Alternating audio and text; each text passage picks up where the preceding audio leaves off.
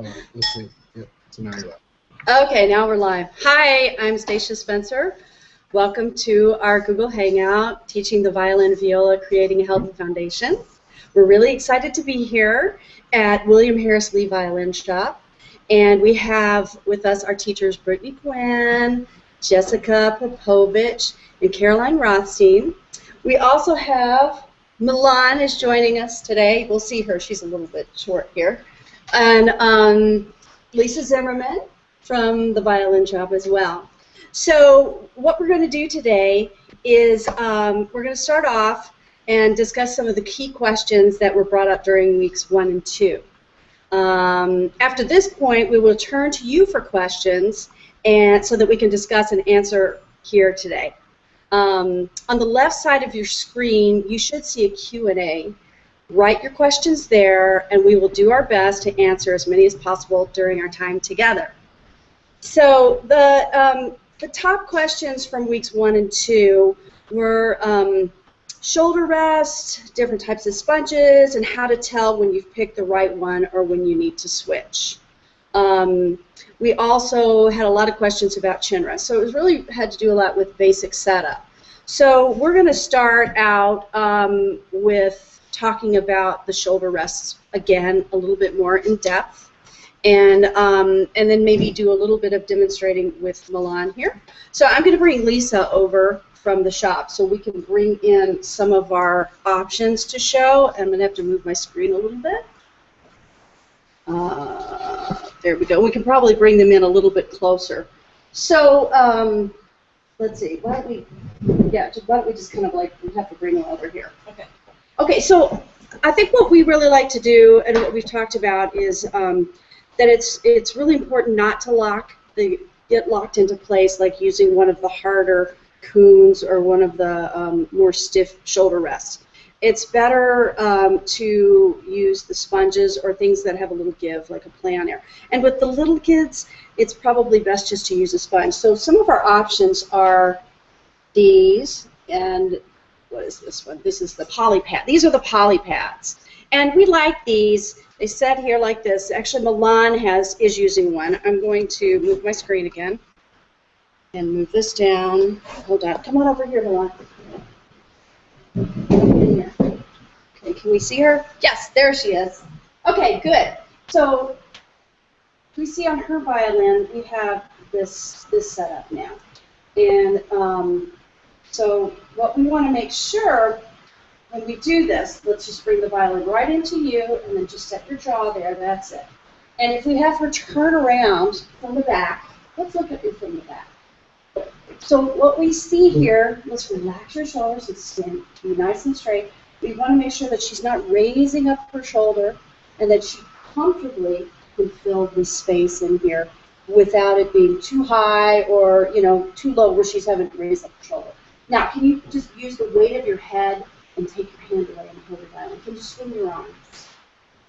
That's it. Good. Okay, bring your hand back. That's it. So this seems to be a really good setup for her. Thank you. You can go back over here. Now, that was pretty easy, it seemed like, and it's usually not that way. So we spent a lot of time. Sometimes I come into the shop and bring and meet the child here and the parent to try the different combinations if this one doesn't work. So some of our other options are here. These are kind of interesting. These are the acoustic grips, and they're little. They're shaped like little violins. There's a blue one and there's a pink one. So people have their color choices. And these, you know, that's a little bit less height. So this would work with somebody that maybe doesn't have as much space between their shoulder and their head. Then maybe they don't have such a long neck. So those are those. And as they grow, here's the larger ones. I have a number of kids that are using these and that are really happy with them. They seem to be very, very comfortable. I think they're very comfortable too.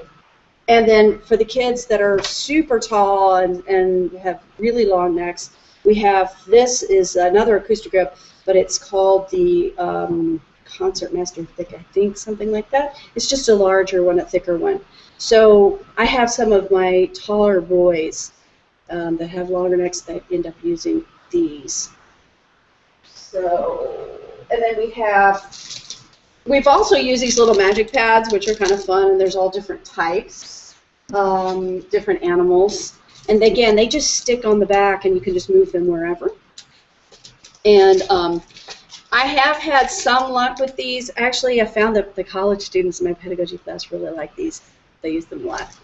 So I think I have a feeling it's a little bit more for an older student. And then the one that I saw on there, a number of people said, oh, I got this from Mimi's wife. She really likes these Huber. And I actually, I like them too. They have a, I think they're from England. And our violin shop here has ordered them for us. So you have the choice of using a thinner one, and then you can use the thicker one, or if you even need it thicker than that, you can put those together. And again, with the rubber band, just place it on the back of the violin where it would be comfortable for you. And I haven't found any of the younger kids that like these. It's mostly older students. So for me, my best bet is to have a sponge for the younger student. And then, of course, my personal favorite is my play on air. I love this. I have this for my violin and my viola, and I have a number of students that use these.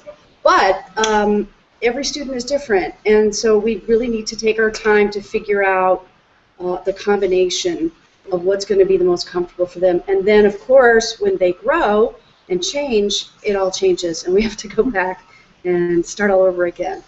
So we just need to be aware of that. Okay, so for the team, is there anything that you would like to add to this? We never talked about moleskin, because sometimes when kids get okay. Yeah, that's a good people don't know about that. Milan, let me see your violin. Actually, and it might look weird to people. Yeah, sometimes, and I'm sure that you all have done this before. Sometimes the kids have allergies to metals, and so the metal on the chin rest here can bother them, or if it just bothers them by touching their skin. And so we get the Dr. Scholl moleskin and cut that out and put it over it, so it's nice and soft and it's not irritating to the skin. I know that there's also chin rests, we'll get into the chin rest conversation, that are hypoallergenic for the kids that are allergic to the metals.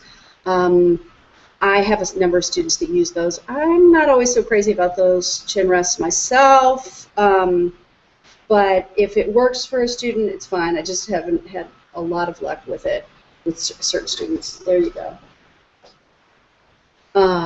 Yes, anything else to add to this? Someone just came in and they wanted to see the polypad again. Okay, polypads. Okay, so here's Lisa's going to bring in and show you all the options that we have. So here we go. Okay, so we have a really large one, right? And then they get smaller. And so as your student grows, they can grow into these. And here's the little baby one that's like this, and you put it just affix it with a rubber band on the back of the violin. It fills up the space in here, and it's nice and soft and comfortable. So that's what those look like. And I think you can just look them up online and order them, right? Polypad. It's just an individual teacher that came up with the idea, and he has a website. Okay, so polypads. You can look it up. They're different than the Zaret one, like the plain gray one, because it's shaped. It isn't just shaped in larger and skinnier and larger this way, but also you can see this way as well. So it really helps, fill in the space better, I think. Yeah, and also because of the curve, it's not all one. You can kind of gauge it and move it around and then have it angled. Okay, good. Yes. Okay. If there's so maybe we want to take some questions about the shoulder rest. Are there any other questions that are coming in? No? Okay. So I think next what we're going to do is we're going to talk about chin rests. And this is a difficult one. the chin rest for the smaller ones, I think there's only 3 options, right, Lisa? About 3 options for the tiny, smaller violins. Yeah. Yeah, so we don't have a whole lot of choice with that. And so if I can't get to the shop, I always have them send over the 3, and I'll try different combinations with the shoulder rest. I usually have every kind of shoulder rest in my studio, so I can try all these things with the students. And so, but we do, as they get older, obviously we have a lot of options. And I've found with a lot of students that need a little bit more space filled up, I tend to like the Morowitz chin rest. It's just a little bit of a higher, and I think it's Morawetz. A little bit high, it fills up the space a little bit more. We're going to bring out the small chin rest options, so Lisa's going to show you those. Should have a little tray or something. Mm-hmm. Okay. Okay. So here's the standard Gunari. And then basically you have the Kaufman style. The Kaufman style. And, oh gosh, Dresden.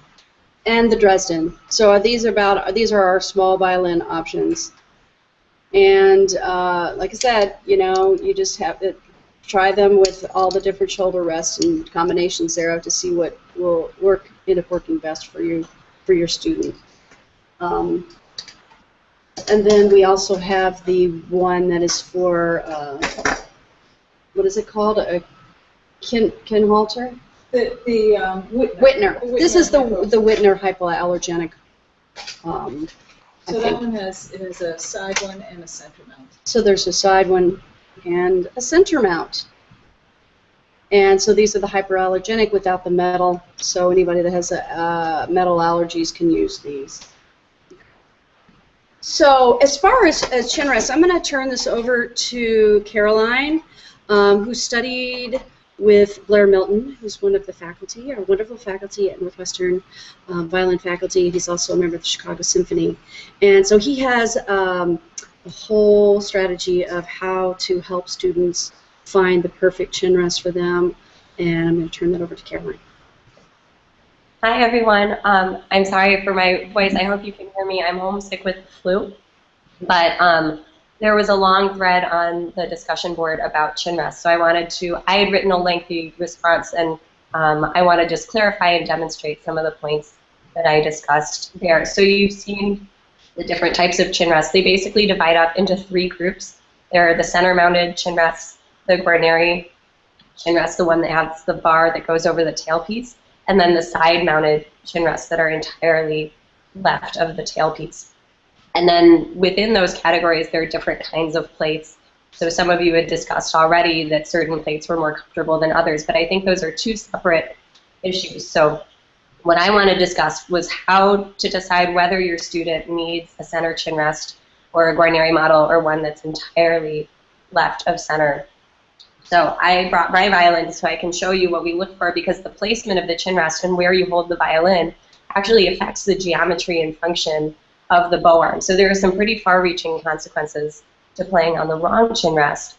And on the other hand, by switching the chin rest, you can alleviate a lot of things that you wouldn't necessarily think could be caused by the chin rest.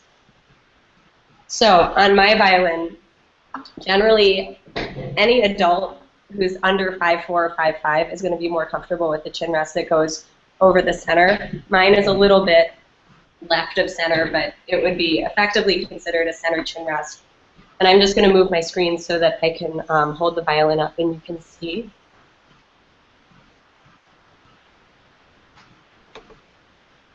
So what I want to show, I'll roll my sleeve up, is when I place the bow at the tip, at the extreme tip, there's still a little bit of a bend in my elbow. I'm not pushed out and hyperextended all the way. That's something we want to avoid with our young students. And so I'm going to hold the violin more to the left, like if I were playing on a side-mounted or a Guarneri chin rest, to show why that wouldn't work for me with someone with my length of arms.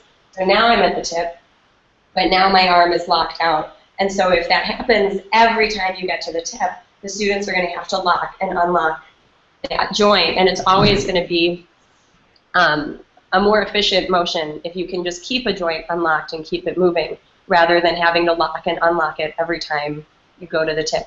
If students are hyperextending with their elbow, that's a cue that they need to hold the violin more toward the tailpiece, whether on a center chin rest or just more toward the tailpiece on a coronary chin rest rather than all the way off to the left. Now, for people who are really, really tall, a center chin rest is probably not the best idea, because what's going to happen, and I wish I were there because then I could show, but since I'm sick, I am quarantined. So what I'm going to do with my violin is I'm going to hold it, like, I'm going to exaggerate it and hold it like all the way to the right so that it's even, that even my arms are too long for it. And so now, when I place the bow in the middle, where I'm getting a right angle with the elbow, now the upper half is significantly shorter than the lower half. So even to play in a few inches above the middle, I would have to involve my upper arm, which is what we don't want to do. When we're playing from the middle to the tip, it should be all about opening up and moving with the forearm. The upper arm really shouldn't be involved at all. So for people who are really tall and you see this motion happening and they're in the upper half, and as long as you've ruled out any other technical issue, if it's something wrong with their bowing, you have to fix it. But if you've addressed it and it doesn't seem to be that, then just by having them hold the violin a little bit more to the left, it's going to open up their stance and it's going to reset the geometry in a way that's going to work much better for their bow arm. So I think the bottom line is that I would urge you to separate the issue between comfort of plate of the chin rest and where the chin rest is located on the violin, because I think someone said that the Whitner chin rests were really great and they use them for all of their students, but I think you have to be careful if you're using a center chin rest for all of your students. It might not be appropriate for everybody. So if the plate is comfortable, that's wonderful, and that's a big step in the right direction. But you also have to be sure that the chin rest suits the proportions of each of your students. So that was my spiel. I don't know if anyone has anything to add there. Okay, good. I think, click on me. In my experience, I agree. I think that the kids that are that are smaller hands, shorter arms, might benefit from a chin rest over the center. But then it's I think for most everybody else over to the side. That's what in my experience with students, has worked. And if the students' arms are really short, you could even, if they still are playing on a center chin rest or holding the violin in the right place and they still are locked out, then all of us just put a tape on the point where their arm no longer hyperextends, and we say, okay, for now, as far as we're concerned, that's the tip of the bow, and then we move the tape as they grow. That's right. That's right. Okay. I'm looking at our questions over here, and it seems that we still have a lot that want to go back, talk more about the setup as far as the sponges and all that goes. So do you guys want to point out the ones? Jessica, do you want to start with the question? From what I was reading, a really quick one, what's the little violin sponge called? Someone wanted the spelling of that. That's just fast and easy. Oh, this one? Oh, okay. Acoustic Grip. Is that the one? Yeah, that was just a quick question. But all the other questions are just asking, like, why not coons? Okay, why not coons? Okay, yeah, that's what I was saying too. Okay, the reason being is that whenever you use something that is stiff and static and it makes your muscle stiff and static, there's tension in it because there's no motion. And so what we have with the shoulder rests that are a little bit more free and giving is that you're allowed to move. And so then we don't run the risk of having problems in the neck and shoulders, tendonitis in the hands, anything like that. And I just have, it seems that, in my experience, whenever I've had students, older students actually have come to me from other places, this was when I actually taught some college students, and that had tendonitis issues, either in the left or the right hand, the first thing I did was take away their big Brooklyn bridges, and and put on either, some other form like a play on air or a sponge or something, and then we worked in the balancing between the head and the hand, and so there's always motion when they're moving, and it's a nice balance, not just where it's locked and there's no motion. And all of them actually were able to work through and relax and get rid of their tendonitis problems. So it's kind of a really great experiment for me to see that this really works. And for me as well, I mean, I take away coups from people all the time, and then I go, oh, you know what, I'm going to try this. And at first I go, wow, this is great, it holds it up, I don't have to do anything. And then after a day, I'm going, wow, it doesn't feel so good. So I actually have tried it too, and so I just feel, and from the experience that I've had, is that I think that it's best for freedom of motion and relaxation to be able to move when they're playing and to be balanced, and that happens better with a shoulder rest that's more giving. So that's the reason.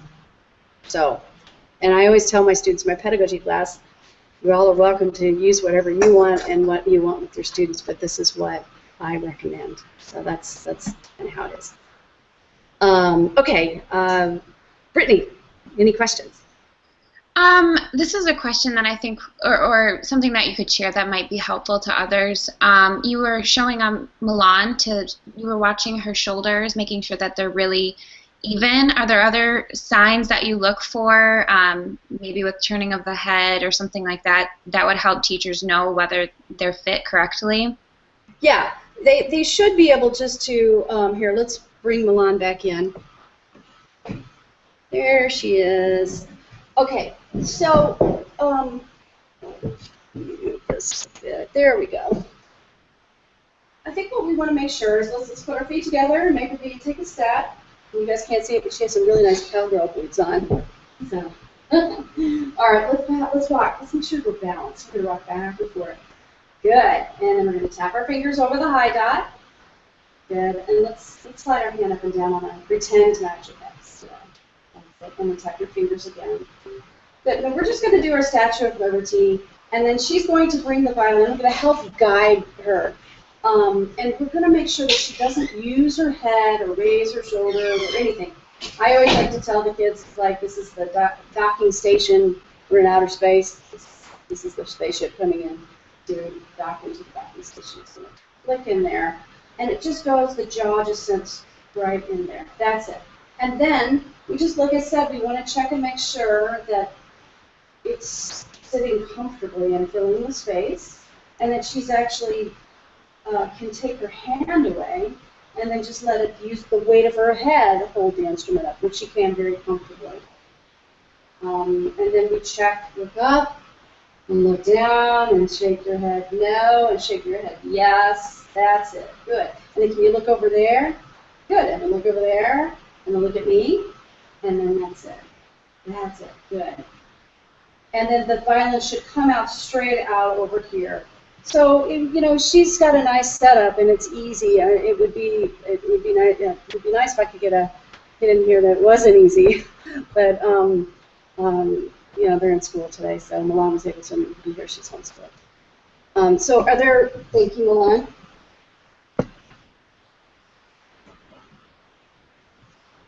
Okay. Yes. Caroline, is there more questions? Are there more questions? Yeah. There's a question here in the video. It wasn't. It was hard to see where you marked on the right hand for each finger for the bow hold. I was wondering if you could demonstrate that on Milan. Okay. Good. I will do that. Okay. Here we go.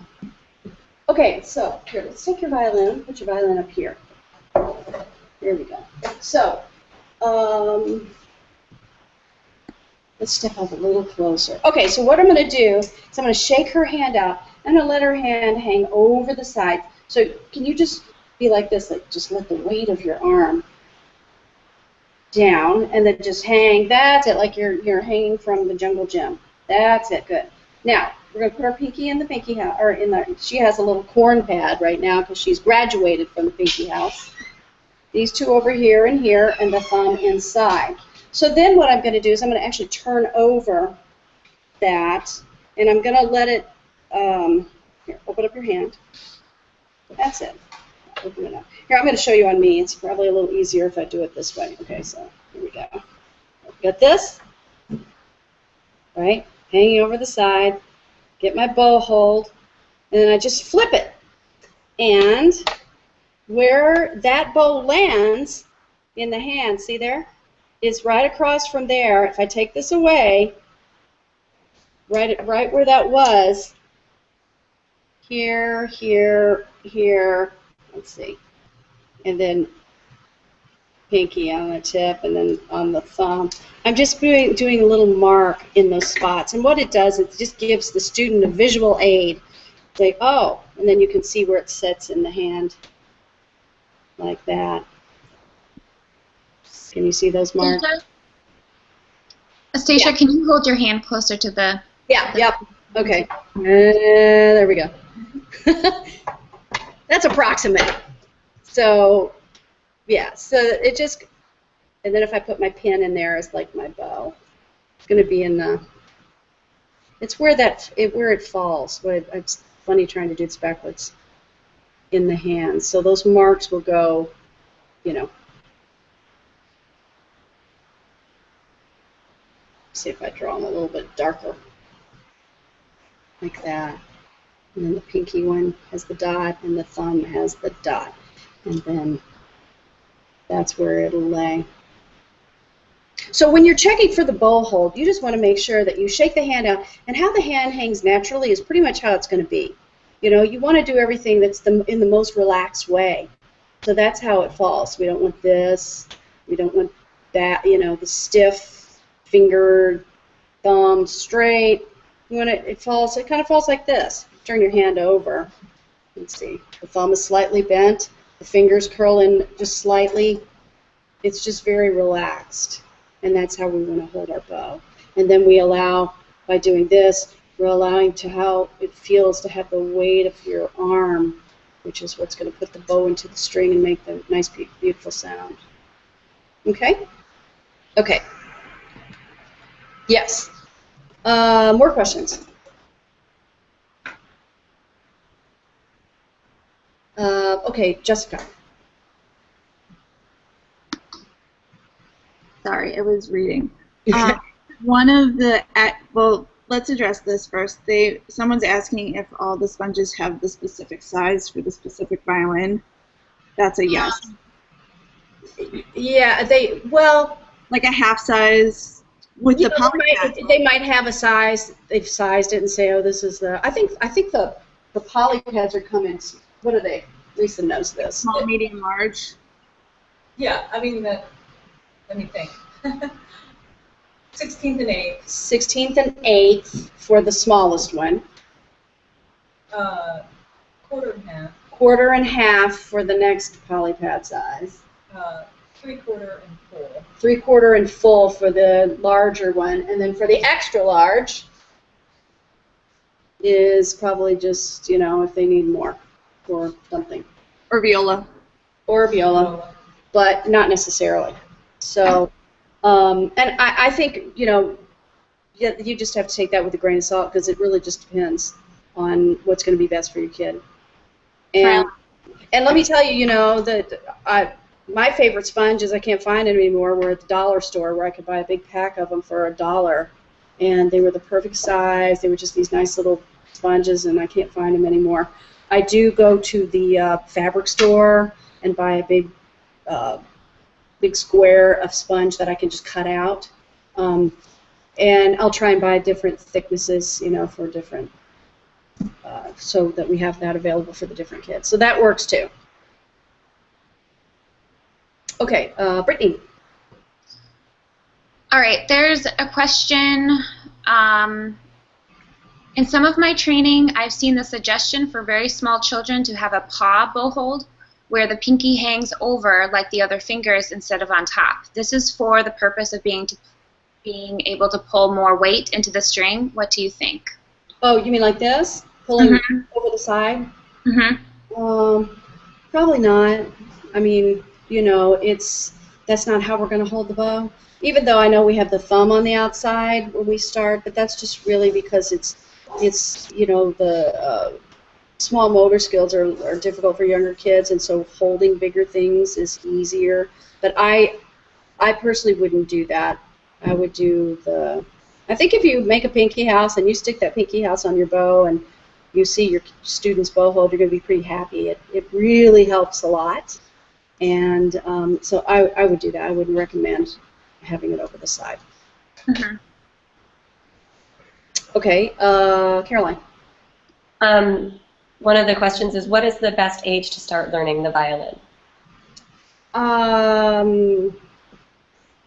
I guess whenever they want. Would you say, is there anything that's too young? You know, I have taken 3-year-olds before, but it just, I like taking them at 4 or 5. I think is a really good age to start. But we take kids all the way up till, you know, whenever. But I think, like with a 3-year-old, it's if you do take a 3-year-old, you have to talk to the parents. They have to be very, very patient. It's going to take a lot longer, and you're going to be doing a lot of other things other than playing the violin, because they can't do that for that long period of time anyway. So I prefer for our beginners, and like in our beginner group class, they're usually either from age 4 to 7. Okay, Jessica. Here's a question from someone. It says, if they raise their shoulder while playing and lean down towards their left foot, is it likely to be related to shoulder support? You mean if they're, okay, raising the shoulder and then leaning down, like that? Yeah, probably, I mean, I think a lot of times when you find this setup is not right. And like I said, I just can't stress enough that it's so important to get a really good setup, and it takes a lot. It takes a long time sometimes to get the kids set. So, yeah, I would, if they can't go through the motion like this, and then, you know, feel comfortable and letting go and swinging the arms and taking the hand away without raising up the shoulder, you should be able to do that, then you need to go back and look at your combination of your chin rest and shoulder rest. And then some kids just like to you know, droop, and so you're going to have to just constantly help them to remind them to hold up the violin, because, like I said, it's when you are using the sponges, it's not going to always just fill up this, it will fill up the space, but it's not going to keep it stiff and rigid. So it's going to be balanced between here and here. So you need to have this a little balance with your hand, a little balance with your head. Okay, let's see. I have a question from Lauren, who asks, how do you know where to place the pinky house on the student's bow? I sometimes find that they rest their pinky between the stick and the screw. Oh yeah, yeah. I have students that do that too. I'm going to bring Milan back in here. Okay, Milan. Thank you.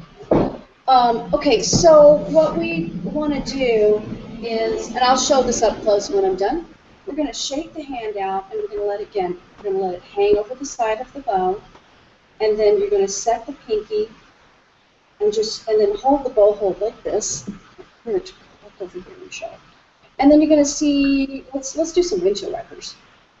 You're going to find the spot in the bow where it's comfortable. That's it. And then let's turn it to the side here. Good. Okay, so now I'm seeing, and obviously we've got hers on here, but that's where her pinky wants to fall for a nice bow hold. And she's got, here, I'll come back up here. Let me get my bow.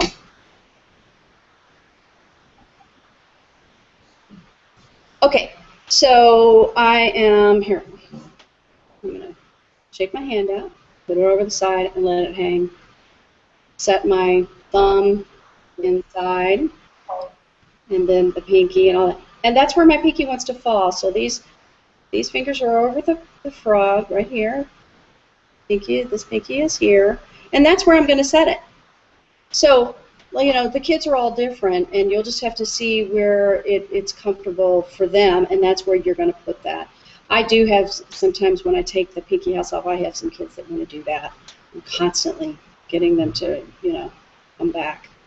So that's how you do that. Okay. Jessica. Oh, I think it's my turn. Okay, Carol. But so there's a question about how sometimes as students grow when they're teenagers, the sponge shoulder rests don't necessarily fill all of the space. We can also raise the chin rest. Can you speak to some of the options there for building up on the other end? Okay.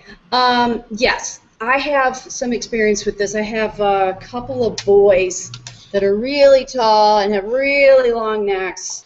And so what I've done is, what are the guys' names in Virginia? Do you remember that build the chin rest? I'm blanking on the name. Denig, I think. Anyway, they custom build. Frisch and Denning. Frisch and Denning. They custom build chin rest to make them higher. And what I've done, you can look that up. They're online. They have kits that you can actually buy for the smaller violins. You can get a kit. And then they have a larger, for the full-size chin rest, they have a kit. And they have these different things that you put on there to build up. I don't have those kits. We have a guy who is actually an Alexander person as well as a violinist, and he also works with setup, so in Chicago. And so I send my students to him when I can't figure out a setup for them. I'll send them over to him, and he will put together one of these mock chin rests, and he'll set the kit up and take pictures, and I get to look at it on the internet, and then they come in, we have their lesson, we see if we like that, and if we do, they'll order one and they'll custom make one, and they're not that expensive, and they're really great, so it builds it up. So what we're doing is we're building up on the upper side as well as on the bottom, so it's not just everything's built up from the bottom. And with the bottom, again, he tries, like when he works with the students, he tries all the different shoulder rests to figure it out. Now, even though I'm a big advocate of the sponges and play-on-airs and the movable, these two boys that I have actually both use, one uses a Mach 1, the other one I think has a Kuhn, and that's what works for them. And we've tried everything else, so they have the chin rest built up, and then I let them use the other ones because that's what works best. So there are exceptions to that. Okay. Jessica. There is a question that I just lost, but I think it was from a woman named Maura. She asked about technology and violin lessons, and asking how you use recordings, or if you ever do online lessons, or how you can use technology. Oh, that's a good question. I'm a big fan of YouTube, and I will go on there and find recordings for students to listen to, and send it to them. I actually send it to them, and I love it that people are posting all these wonderful recordings, and sometimes a video of these old violinists. One of them I was just showing a student yesterday. It was Oistrakh playing the Bach A minor violin concerto from Book 7, and yeah, so I'm a big fan of that. I think it's good to listen to a lot of recordings and different types of different players and all of that. Online lessons, I think that probably works fine for older students who want to. I know people Skyped in lessons with their teachers and things like that. I think for the young kid, we really need to be there to be hands-on. So I probably wouldn't recommend it for young people, but I think by the time that you're older and don't need to have a hands-on approach, it's fine. It'd be great, actually. Brittany. I don't know if my questions are frozen or something, but I think it would be helpful to make a point also about the fact that you have a drawer full of these sponges in your studio and play-on-airs, just as a way of trying them out when a student is there in front of you. I think sometimes some of us have to send our students to a shop, and they come back with a different option every week or something, but I think having them on hand is really helpful, although it is an investment starting off. It really pays off to have those options in front of you. Yeah, that's a good point. Sure. Someone is asking here if there will be a tutorial on vibrato. Do you want to talk about that today, or maybe wait? I think it's good to talk about it today because it has so much to do. I mean, we start learning the vibrato motion from the minute we pick up the violin, and it has so much to do with our relaxation. So I think I will talk about it. So, and I'll bring Milan back in here to do some demonstrating in a second. So right away, we start the vibrato, teaching the vibrato motion when we have violin rest position and when we start tapping our fingers. So already we're starting to set up for this by relaxing. And then when we also do this. Now, with our students, like I said, you can see in the videos, we do a lot of hands-on, and we're always checking their thumb muscle in here, checking every time a finger comes off that it's completely relaxed, and we're always kind of doing this little motion, pulling the hand slightly away and rocking it. And we start that out actually like when we play, let's say we're doing Twinkle Twinkle Little Star, and we get to the open strings, open A and E. I'll rock the hand gently of the student so that they get used to this vibrato motion. But the main reason we're doing it is to keep them from being tight. And the plus is that we're teaching them the vibrato motion. So I'm going to show that with Milan. Come on over here, Milan. Okay.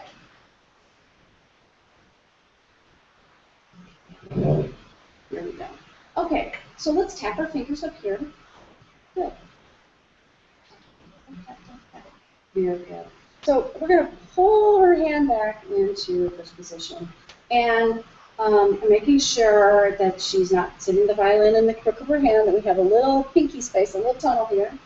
And then let's actually play Twinkle Twinkle Little Star.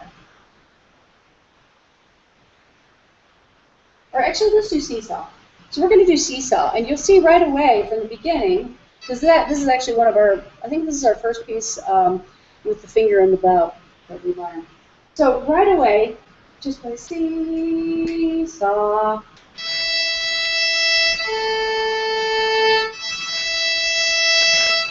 Good. So I pulled her hand away from the neck of the violin, and while she's playing Seesaw, and what's interesting, because she's done this for a long time now. But when you first have your student do this, when you start rocking the hand, they'll try and make their bow do it too. So what we're also teaching is independence of the left and right hand right away. So let's do that again.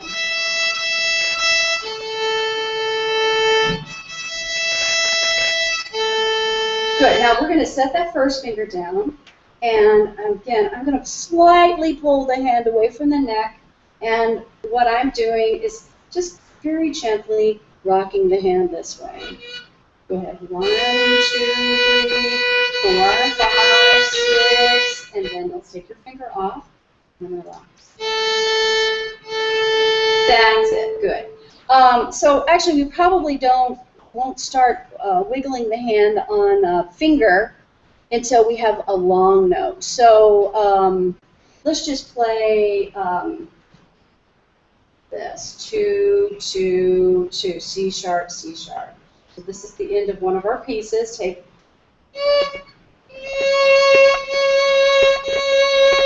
Good. Now, what I'm going to do is let's just do. Let go. Now, I'm going to pull her hand away. What I'm doing is I'm depressing the nail with this finger. So I'm setting that. I actually have a good, see my thumb is kind of holding the violin up this way, and I'm depressing the nail. And I'm going to take between this knuckle and this one and hold the hand away. Now, if she's, and I also am able to help hold the hand up this way. There's a couple different ways to do this. So the first way is I'm going to put this finger on this knuckle and then here. And what this does by doing this is you're actually engaging the finger, wrist, and arm vibrato, and you're getting that the knuckle bopping motion, right? So let's do that slowly. 2, 2. Okay, good. Can you make your hands softer? Try not to squeeze your thumb. So let's just go 2, 2, 2, C sharp, ready? And then just do 2, 2, slow, bow. Good, one more time, ready? And slow, bow. That's it, good. Now another way to do this is, again, I'm depressing the nail with this finger, and this time I'm going to, again, pull her hand slightly away from the neck, and I'm going to just hold it in here and rock it as well. The thing is I want to stay out of the way of the wrist and the finger and the arm. You want to try to find the way that's the most free that you can rock. Try that now. 2, 2 long.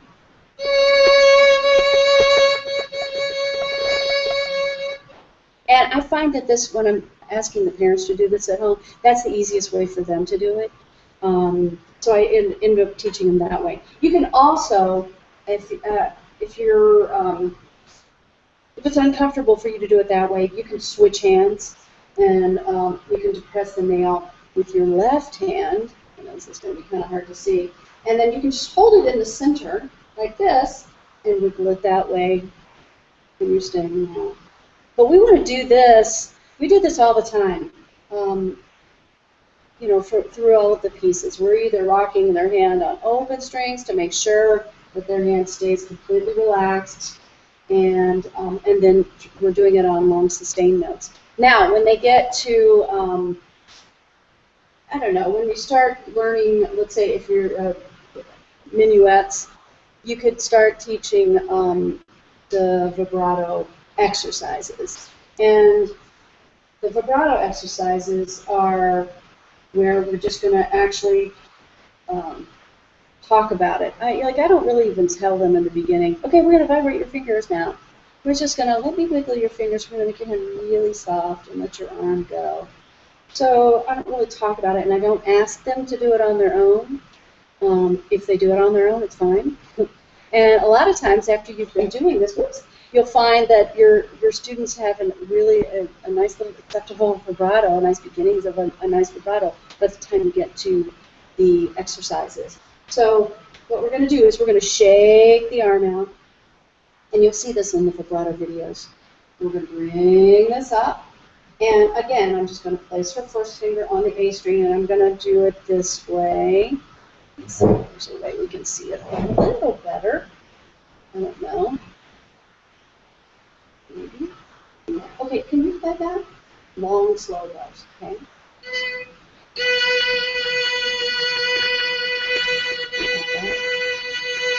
Good. I think your hand could be a little looser. It should be really easy. If you're having trouble, the thumbs are always guilty. It's probably their thumb. Probably holding your thumb too tight. So we're going to tap the thumb over here. We're going to make sure. Good.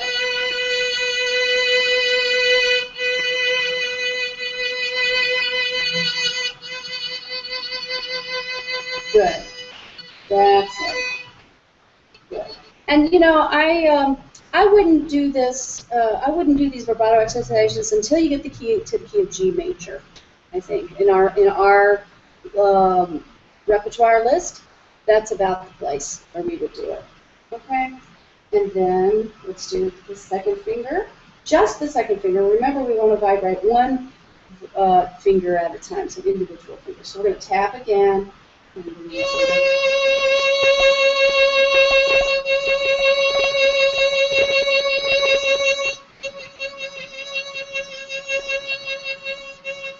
Can you try that by yourself? Very nice. Good. Beautiful.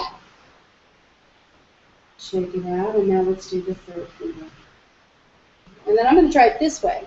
Go ahead.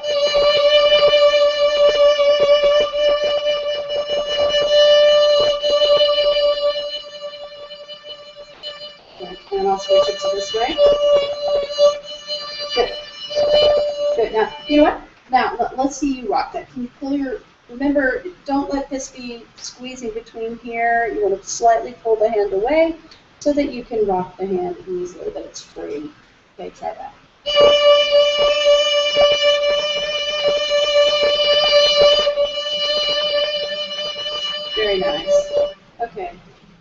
Very good. So,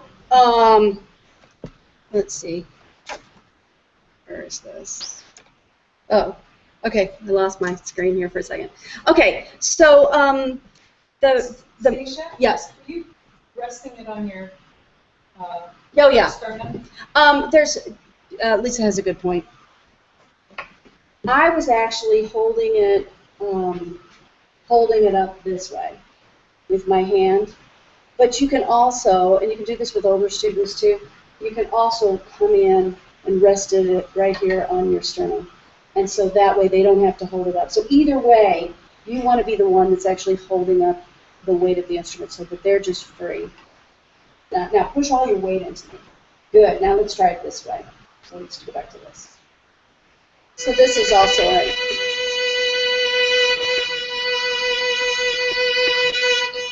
This frees up this hand for you a little bit better. I tend to just kind of do it like this so I can get I can move around a little bit more. So either way works. Okay, good. Thank you. There we go. Take that. Okay, yes. Any questions about vibrato? There are questions about vibrato. So a little bit is going to be covered in later, like I think it's week 8 that we talk about vibrato. But are you concerned at this point whether students are vibrating primarily with the arm or the hand, or some combination? Or combination. You know what? It's everybody has their own vibrato. So you're either going to be like, for me, I had a big arm vibrato. So as I got older, I worked more on the wrist, and then we have later in our more intermediate stages of playing, we teach different vibrato exercises that have to do with where you put the hand in 4th position and you isolate the wrist and the arm. At this point, no, I don't think it. I don't think you need to be concerned about that. It's really just a matter of getting the hand relaxed and getting that vibrato motion. They're going to use whatever is most natural for them, and then we'll isolate the other ones as they get older. But actually, with this vibrato, if they're completely relaxed while you're wiggling their hand and you're bopping the finger knuckle, the wrist is loose and the arm is loose, this exercise should engage all of those vibratos. So they'll be, using all. But as you notice with Milan, I was rocking everything in her arm and her wrist and hand were rocking, but when it came to her doing it, she was doing more of this. So she has more of a wrist vibrato for now. So, and that's fine. How long has Milan been playing? Milan, how long have you been playing? 2 years, and this is going to be my 3rd year. 2 years, and this is her 3rd year now.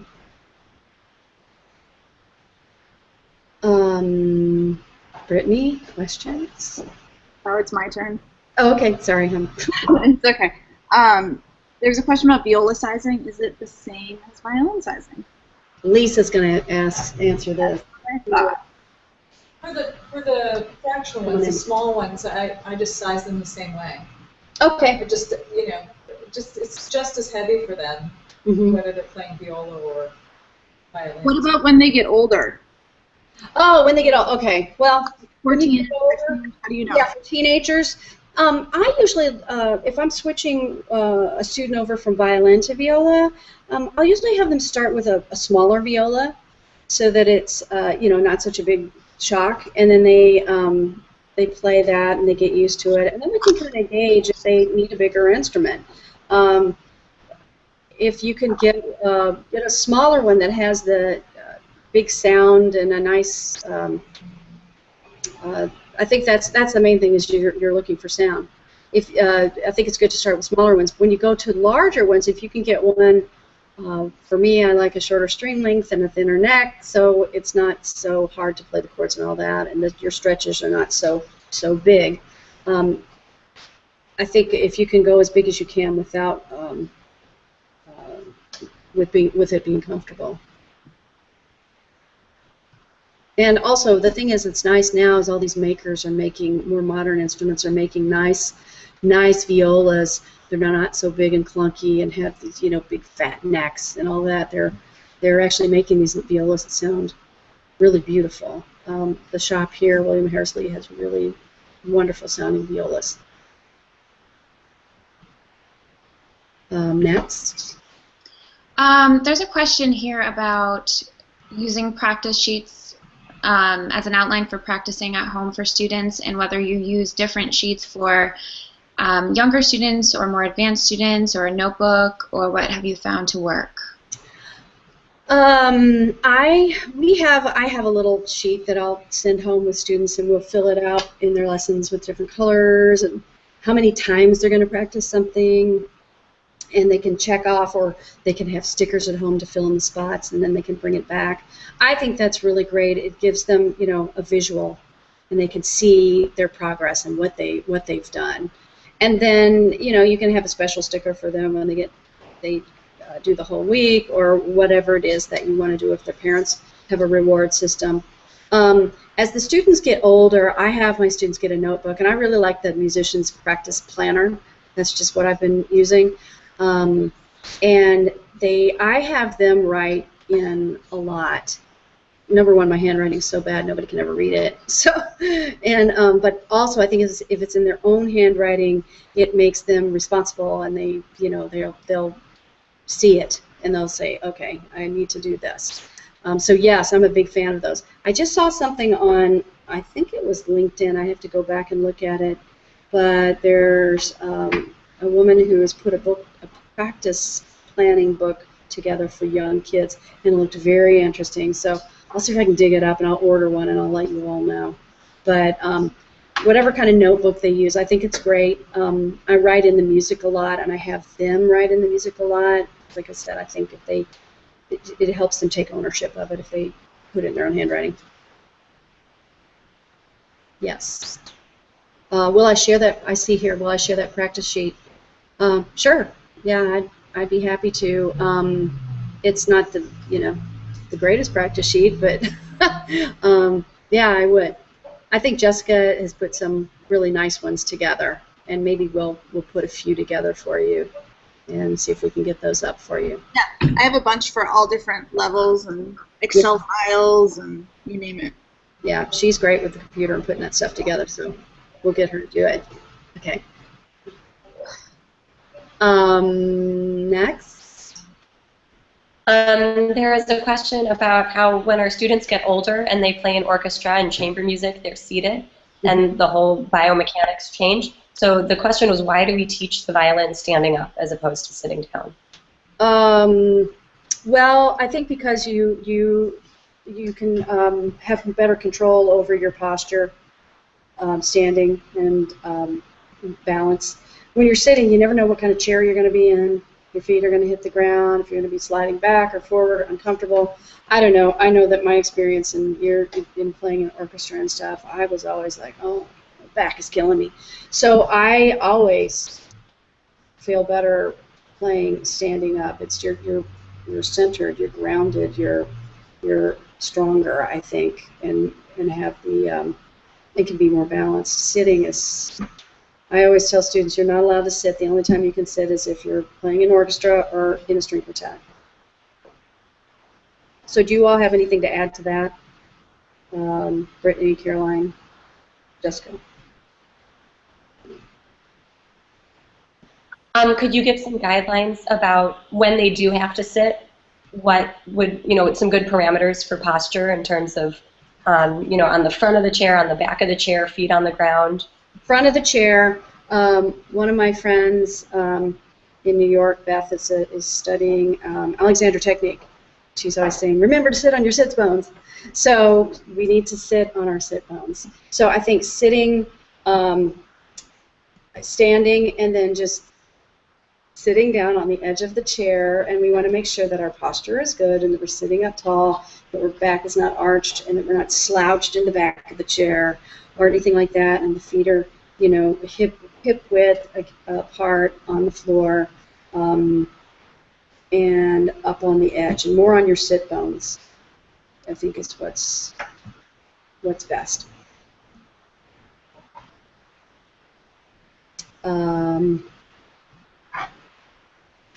Any next question?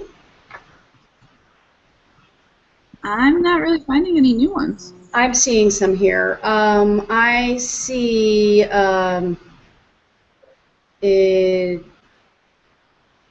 specific about posture for children with slight and sloping shoulders in relation to keeping the violin level. Yeah, this is tricky. I've had students before that have the more of the sloping shoulders, and it can be difficult to find a setup for them.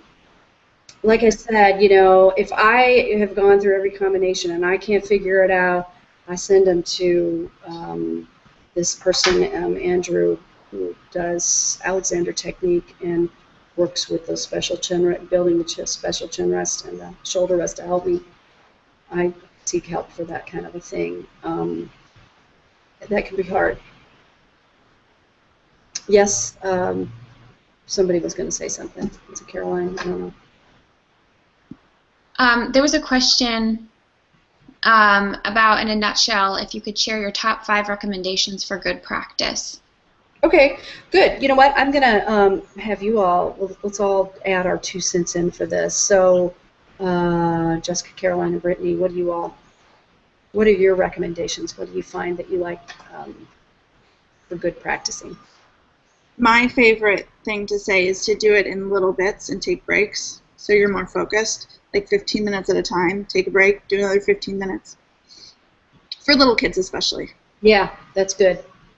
Definitely. Caroline? I always will tell my kids to make sure they're using their brain when they're practicing.